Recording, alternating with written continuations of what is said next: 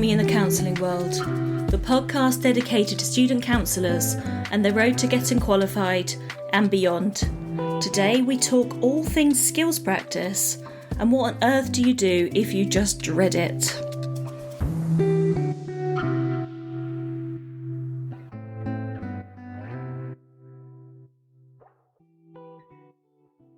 Hey everybody, I am back. I have had terrible computer problems and sadly my lovely computer has had to depart us and I am here on a brand new setup, so I'm sorry for the delay. It has been a bit of a one trying to sort it all out, but now I've got a new setup which is quite cool, but I'm hoping that the sound is all okay for you all. Let me know if anything sounds off and I will try and fix it. As you know, it's not my strong point, so fingers crossed it sounds okay. But I hope you're all doing really, really well. It's been quite bad weather here, and I know we always talk about the weather. It's a very British thing to do. But it's, we've had a lot of snow and then flooding. Oh, my word. It's been one thing after another. But today it's warm and it's sunny and it's bright and it feels lovely. So I hope you have stayed safe wherever you are in the world, because I know that I have listeners all over the place, which just blows my mind every time I look at the demographics and I realise that actually it's not just the UK, but people all over the world listen to this. And thank you so much for everybody that supports me. It means the absolute world to me. And I say this sometimes to people that when I put this out, I don't ever imagine that anybody really listens to it. But when I see how many people do download the podcast, wow, thank you. Thank you so much. It means the world to me. And I'm just so pleased to be able to reach people in the best way I know how to, and it's through talking. And I got a bit ahead of myself with the words then, didn't I? I'm not even going to edit that out, just so that you know. I'm turned over a new leaf and I'm trying not to edit the podcast very much. Just enough to, sound all right. Best I can anyway. So I'm not here to be a sound engineer, everybody. I'm here to share my knowledge about counselling, and I hope that that is okay with you all. I guess without further ado, I wanted to talk to you about skills practice. So you're signed up, you're doing your courses, and the tutor utters the words, "We're going to do some skills practice now." How do you feel? I know that for a lot of my own students at the college, some of them love skills practice and they look forward to it and they find it really helpful. But there are others in the group that just don't enjoy it and they feel nervous and anxious and they just rather not do it. And of course, it's a massive part of the course because it's all about learning how to be yourself, how to be the best version of the counsellor that you can be. But for lots of trainee counsellors, the idea of skills practice gets into their head. And when it gets into their head, it means that they can't be themselves, they can't be natural. And this causes a real problem because obviously being a counsellor is all about being you, isn't it, right? It's all about being honest and congruent and genuine. But when you're sat there feeling nervous and worried and scared you're going to say the wrong thing, how can you allow that to be a place that you can enjoy? So I can fully understand why some people do dread skills practice and how it doesn't feel to be like what they want to do. And I can really liken this to something from my own world. And that is that when I did my supervision training, probably right before the pandemic, I did my supervision training because I wanted to become a supervisor. And although I had absolutely heaps of counselling experience under my belt and felt really confident in what I was able to do, when skills practice came, and this is skills practice as a supervisor, oh man, I just dreaded it. It wasn't what I wanted to do. It felt uncomfortable and I tried to avoid it. I just didn't like it. And it was the idea of somebody else watching and scrutinising and making notes about me. I guess for me it was this imposter syndrome, this fear of doing it wrong, this fear of, they'll realise I'm not very good at this, they'll realise I shouldn't really be here. And that was what really got into my head, and this idea of how am I going to remember everything? How can I remember to do everything that I'm supposed to do. And like with everything, I realised quickly that I needed to just do this as me. I needed to just do it in my own way. And I think that's what's really important, is that hopefully you will all become the counsellor that you want to be. And you will come out of your course able to practice in the way that it suits you, because ultimately people are coming to see you. They're paying their money to see you. And it's something about your personality, I guess, that they like. Like, the skill that you use is important, but it's also important that you make a safe space for clients to be. And if you're not feeling safe during skills practice, you may wonder, how can I model that? How can I make that feel okay? And that's what today's episode is all about. It's about how can we learn to see skills practice in a different way and to recognise what its purpose is. So I think I might start there with this and think about, let's ask us that question. What is the purpose of skills practice? And really, it's to enable you to practice, it's to enable you to grow, and it's to enable you to make mistakes. And you might think, what? That last one, make mistakes? Oh, no, I can't do that. But college is the place to try things out. College is the place to make mistakes in that safe environment where you've got tutors there to back you up, where you're working with colleagues who know the counselling world. And so I think the skills practice is about making mistakes, because that is where the learning comes from. I always remember years and years ago when I was training, somebody said to me once that the magic happens when you forget the theory. And I was like, oh, what? How can that be a thing? And it happened to me sort of midway through my placement, where suddenly I was working with a client and I hadn't thought about, have I offered them empathy? Have I demonstrated empathy? Would they see me as being, non-judgmental, offering them unconditional positive regard? Have I done everything? Have I reflected? Have I summarised? Have I paraphrased? Have I given them some challenge? All of those different things that were going through my mind previously. Oh, we've got somebody reversing up outside. I'm very sorry if you can hear that beeping. Oh, I think they're gone now. Sorry, lost my trail of thought completely then. That wasn't very good, was it? When you're thinking all of those things in your head all of the time and worried about, am I doing all of these things? It stops you from being yourself. And when it stops you from being yourself and from connecting with your client, that's when the problem arises. We think too much about where we are, what we're doing. Are we covering everything? Whereas if I said to you that one day when you're practicing in skills or on placement, you just forget all of that stuff. It doesn't leave your mind, it stays with you. But it just changes and it goes into the back of your mind, and you're able to just be with your client. You'll be able to offer them naturally empathy, offer them naturally that unconditional positive regard. You'll be able to be congruent with them and offer them all of these core conditions. And it won't be something you think about as much. It'll be something that you just start to do. And that's where the magic happens. But there's a big but here. In order to get to that place, you've got to try things out. You've got to make mistakes. You've got to look at different ways of trying something. And that is exactly what skills practice is for. It's for making mistakes. And it is fine to make mistakes with your peers during skills practice.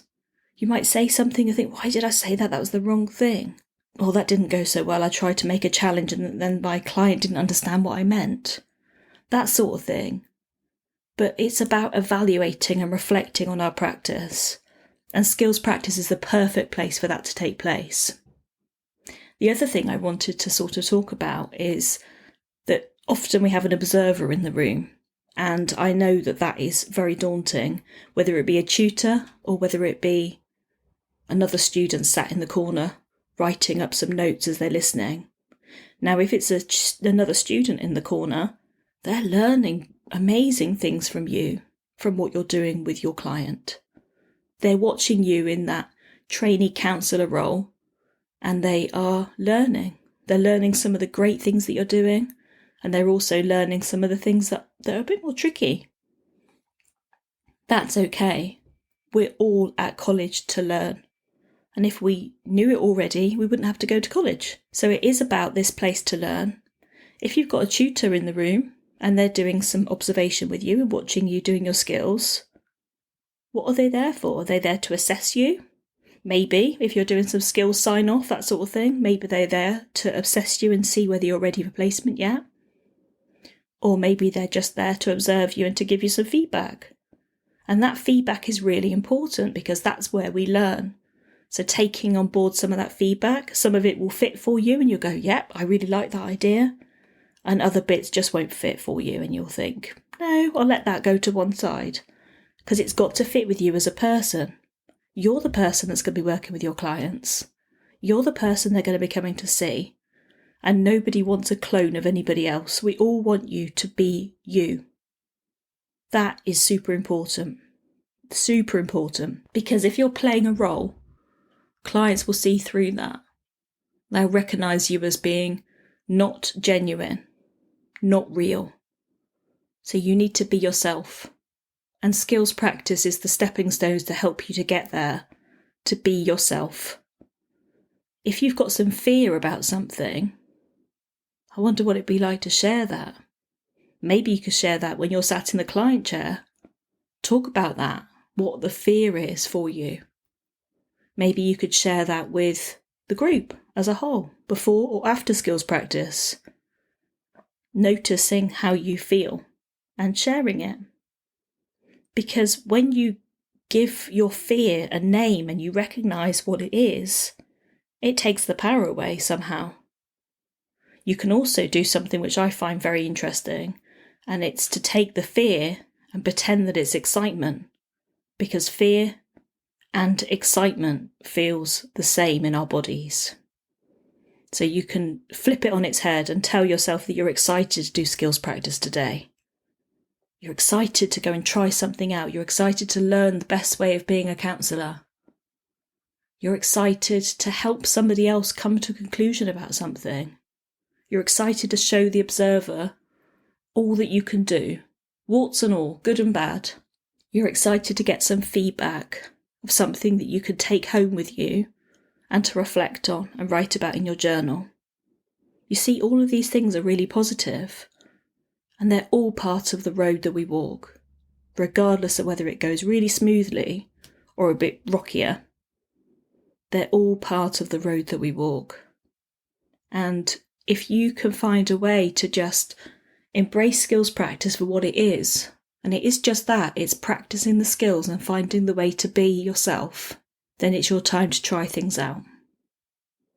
I don't know about you at your college, whether you do the thing at the beginning where you contract with the clients each time and you talk about exceptions to confidentiality and, time boundaries and what to expect and all of those sorts of bits and bobs.